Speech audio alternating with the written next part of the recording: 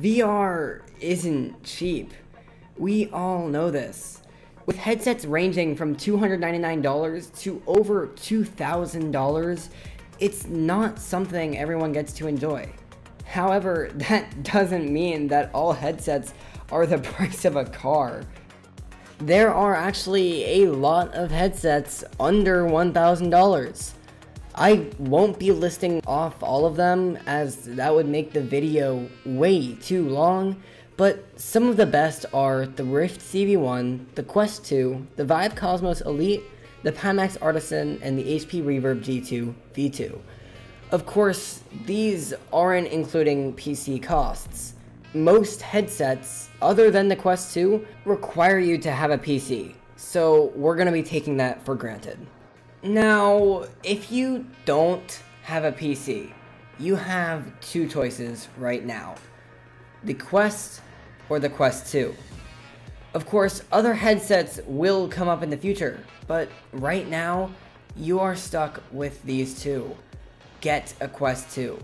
The original Quest is dated and you will most likely not be satisfied with your purchase. If you do have a PC, however, you have many more choices. You have all the choices actually, but if you're on a budget, here's what I say. I'm not listing the Valve Index in this list, as it is actually $1,100 with tax and shipping.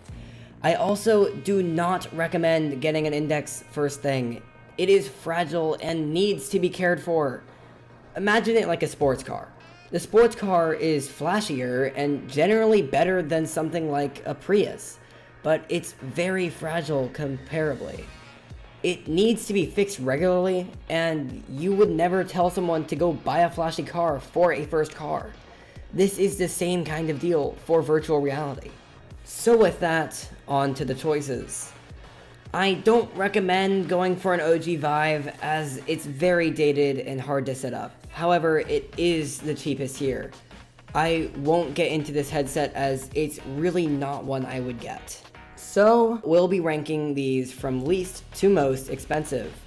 First on the list is the Rift CV1. This was actually my first headset. With 1080 by 1200 per eye and a 90Hz refresh rate, it's not great, but it is an amazing first headset. The lenses are OLED, and there is a larger IPD range than the Quest 2. And hey, it's a slider. It's very light at only about 470 grams, and the controllers fit very comfortably around your hands. It comes with two trackers that are similar to base stations, except more slim and smaller tracking FOV. It uses an HDMI and USB connection to the PC, and doesn't need some ultra beefy computer like the Index does. It can be found for around $150 to $300. Next up is the Oculus or Meta Quest 2. At $299, this headset has 2160 by 1080 per eye, 120Hz refresh, and 90 degrees FOV. It can be used wirelessly or wired, and has a wide variety of games. Will it be a perfect headset? No. It's the cheapest new headset on the list, and is certainly a hardy headset. Durable, clear, and easy to use.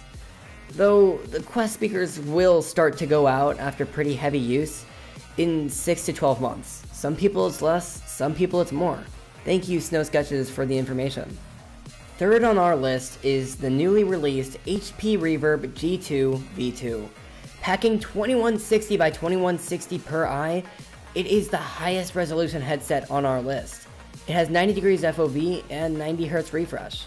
The tracking is a bit better than the original G2, but it is still a problem. Audio is the exact same as the Valve Index, the literal same headphones. It's comfortable and not too heavy. The headset is probably the best PC VR headset on our list. I can't say anything about the durability or usability, as I do not actually own this headset. On sale, the G2 V2 is $450, while the base price is around $600 USD. This makes a solid headset for very cheap. The Vive Cosmos Elite.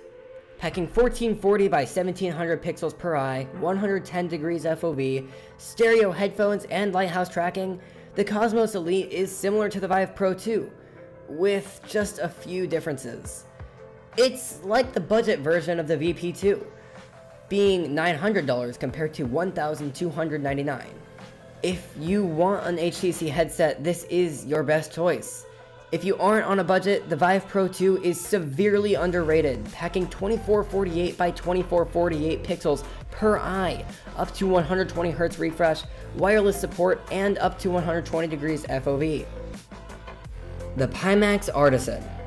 Costing $978 for the kit, this kit includes the Pymax Artisan, Valve lighthouses, and index controllers, also known as Valve knuckles. This headset is one I've been wanting to get my hands on to review actually. Packing two 1700 by 1440 displays, 170 degrees FOV, 120Hz refresh, and the same hammerhead-like look of all Pymax headsets. The headset does not come with audio however, so that is an extra expense. Does it break the bank of $1,000? Not quite. Is it worth the price? I really couldn't tell you. I will be trying to do a review on it eventually, but I'm not sure how far out that eventually is. The headset seems promising, but we really just can't know. I'm not personally going to recommend you getting it as a first headset. Now, what do you want in a headset? If you want something cheap and light that doesn't require too heavy of a PC, you want a Rift CV1. Something that doesn't need a PC at all and is very portable, a Quest 2. Something for flight sims or good audio, but definitely not anything like Beat Saber, the Reverb G2 V2. Anything for Steam VR tracking, the Vive Cosmos Elite. Now, let's move on to accessories. Let's say you want to spend $1,000 on VR. Chances are you'll have some money left over from buying a headset. So, what are some accessories to buy? If you're running a Quest, accessories are going to be your best friend. You can ask me in my Discord server for what I personally recommend, as the list would be way too long here. The link is below. But how about other accessories? Something that will do more than just comfort. There are three majorly used accessories when it comes to VR. Gun stocks, full body tracking, and haptics. These all range in prices. Gun stocks can cost you anywhere from $20 to $300, depending on what you buy and what material it is. Some of the best gun stocks are made of carbon fiber and magnetically connect to your controllers, and new ones may be getting haptic feedback. Full body tracking is major for games like VRChat.